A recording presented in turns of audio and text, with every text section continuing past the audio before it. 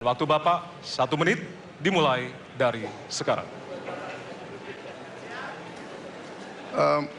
Mas Ganjar punya pengalaman sebagai gubernur. Saya ingin bertanya, bagaimana pemikiran Bapak untuk mengatasi pengangguran yang masih banyak, terutama lulusan-lulusan sekolah dan sarjana yang belum tertampung. Mungkin pengalaman Bapak bisa Bapak memberi suatu pencerahan kepada kami. Terima kasih. Waktunya masih ada, Bapak ada yang ingin ditambahkan? Baik, cukup. Oke. Selanjutnya kami berikan kesempatan kepada calon presiden nomor urut 3 untuk menjawab selama 2 menit. Waktunya dimulai dari sekarang. Terima kasih Pak Prabowo.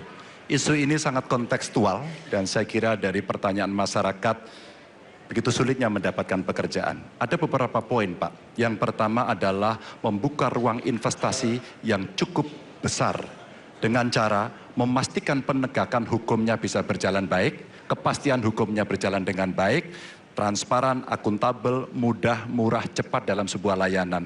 Tanpa itu dilakukan, mereka akan minggat dan mereka akan pergi, tidak mau datang. Yang kedua, ketika mereka datang, sudah masuk berinvestasi katakan, pusat-pusat pertumbuhan sudah diberikan kepada mereka oleh pemerintah dengan fasilitasi kawasan industri umpama, insentif pajak umpama, kemudahan perizinan, ease of doing business umpama, maka ketika kemudian itu sudah berjalan, Pak, yang mesti disiapkan adalah SDM. Ketangguhan SDM untuk menjemput itulah yang kita siapkan. Apa itu? Sekolah vokasi, nggak ada yang lain. Dan kemudian SDM inilah yang kita bisa pastikan bahwa mereka sampai dengan 12 tahun mesti sekolah dan gratis. Inilah yang kemudian bisa kita dorong untuk kemudian mereka bisa naik. Ada juga tindakan afirmasi sekaligus untuk menurunkan kemiskinan adalah setiap satu keluarga miskin kita kasih kesempatan satu anaknya sampai ke perguruan tinggi. Karena itulah yang akan membongkar dan kemudian memberikan ruang pekerjaan yang jauh lebih banyak kepada mereka. Maka peran-peran inilah yang mesti kita dorong. Kawasan industri Kendal sudah bekerja sama dengan 100-an lebih sekolah vokasi. Kawasan industri di Batang sedang kita siapkan, bahkan kita bangunkan sekolah. Kerjasama antara pusat, provinsi, kabupaten menjadi begitu penting untuk memfasilitasi itu. Dan kemudian tugas kita mensosialisasikan untuk mereka bisa terlibat di dalamnya. Baik. Ya, waktu Anda habis Bapak dan kami persilakan kepada calon presiden nomor urut 2 untuk menanggapi jawaban dari calon presiden nomor urut 3. Waktu Bapak 1 menit. Saya senang mendengar jawaban itu.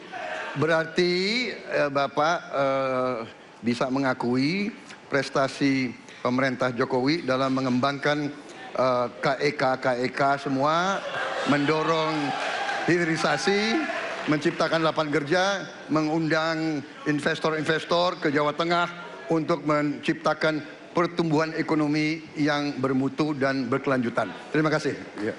Waktunya masih ada, Bapak? Cukup.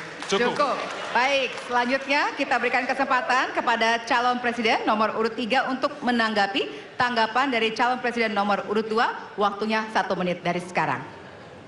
Pak Prabowo, terima kasih.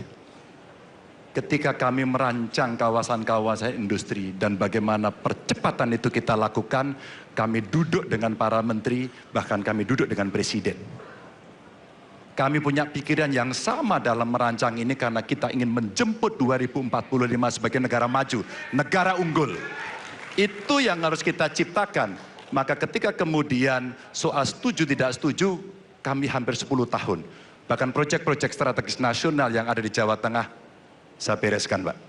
Karena itu bentuk tanggung jawab kami sebagai wakil pemerintah pusat di daerah. Dan kami tahu posisi itu agar kita berada dalam satu barisan menjemput keunggulan Indonesia di 2045. Masih ada waktu Bapak? Cukup. Cukup.